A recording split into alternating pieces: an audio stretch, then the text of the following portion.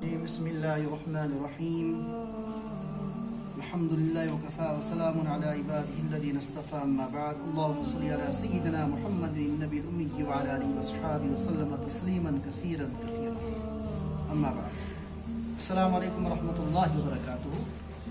محترم سامعین کرام، آج سیرت پاک صلی اللہ علیہ وسلم کا سبق نمبر 138واں ہے۔ ہم ہجرت کے ابتدائی دور کو پڑھ رہے ہیں۔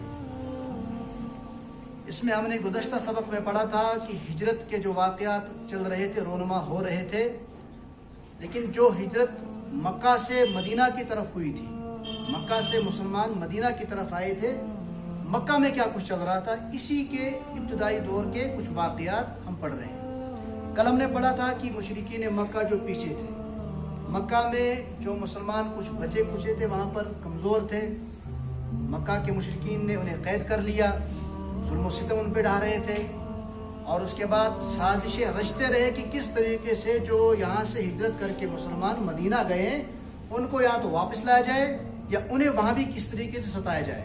اور اس کے لیے سب سے بڑا مہرہ جو بنا وہ بنا عبداللہ بن ابی، جو منافقین کا سردار ہے، کافی مشہور نام ہے۔ عبداللہ بن ابی مہرہ بنا کس چیز کے لیے؟ ابتدا میں مسلمانوں کو ستانے کے لیے، آخر تک۔ یہ ہم نے کل پڑھ لیا تھا کہ پھر کس طریقے سے عبداللہ بن ابی نے وہ خط پڑھ لیا جو مکہ کے مشرکین نے مدینہ والوں کی طرف بھیجا کہ ہم مدینہ پر حملہ کر دیں گے، یا تو تم مسلمانوں کو مدینہ سے نکال دو یا ہمارے حوالے کر دو، یا پھر چڑھائی کر دیں گے، ہم تمہارے مردوں کو قتل کریں گے یا گرفتار کریں گے اور تمہاری عورتوں کو باندیا بنا دیں گے۔ تو یہ واقعہ بھی پڑھ لیا ہم نے کل۔ اس کے بعد ایک اور حملے کا واقعہ پڑھا تھا ہم نے کہ مشرکین مکہ نے آزمانے کے لیے حملہ کیا تھا مدینہ منورہ کے قریب میں ایک چراگاہ میں۔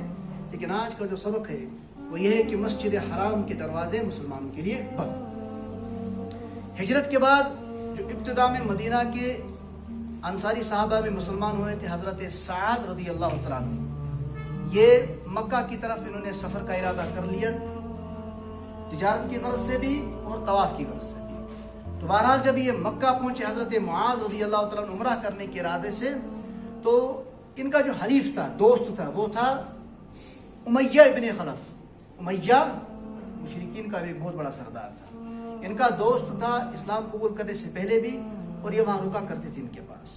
تو حضرت سعد رضی اللہ تعالیٰ عنہ ان کے پاس چلے گئے مکہ میں، اور تجارت کی غرض سے بھی ان کے پاس ہی ٹھہرے اور قیام وہیں کر لیا حضرت سعد نے۔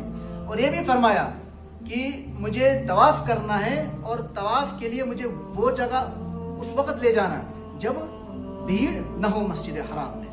تو بہرحال امیہ ابن خلف حضرت سعد کو لے گیا، یہ طواف کرنے لگے۔ اچانک ہی آگے جو یہ طواف کر رہے تھے ابو جہل آگے سے آ گیا۔ تو ابو جہل نے پوچھا امیہ یہ کون ہے؟ تو امیہ نے کہا یہ حضرت سعد رضی اللہ تعالیٰ عنہ ہے، کیونکہ حضرت سعد مشہور ہو چکے تھے کہ انہوں نے ابتدا میں اسلام قبول کر لیا تھا۔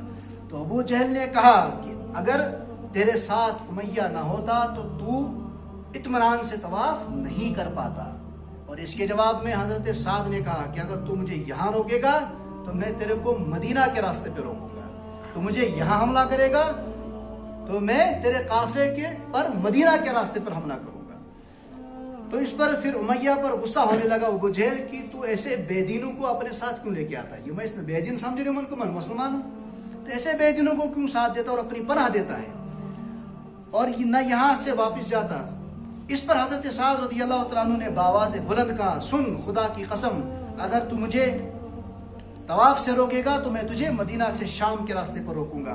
امیہ ابن خلف گھبرا کر کہنے لگا سعد یہ ابو الحکم ہے، یہاں کا سردار ہے بہت بڑا، اس کے ساتھ نرمی کے ساتھ بات کرو، اپنی آواز کو پست کرو۔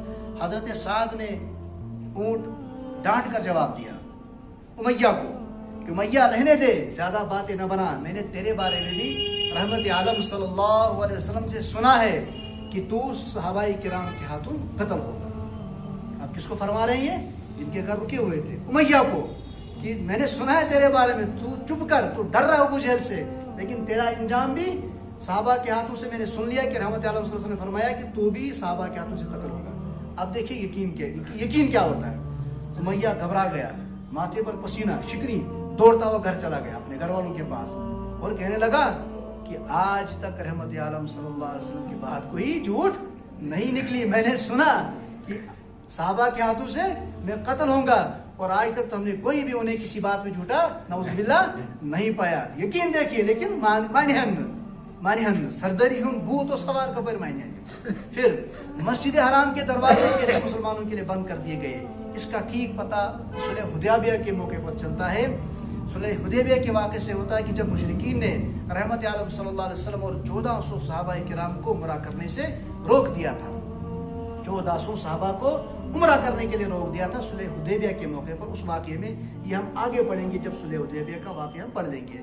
ایک تو اس دن روکا تھا ابو جہل نے حضرت سعد کو, اور دوسرا 1400 صحابہ کو عمرہ کرنے سے روکا. قرآن مقدس میں اسی چیز کا نقشہ کھینچا, وما لهم الا يعذبهم الله وهم يصدون عن المسجد الحرام. اور بلا ان میں کیا خوبی ہے کہ اللہ انہیں عذاب نہ دیں. کیوں کہ جب کہ یہ لوگ لوگوں کو مسجد حرام سے روکتے ہیں.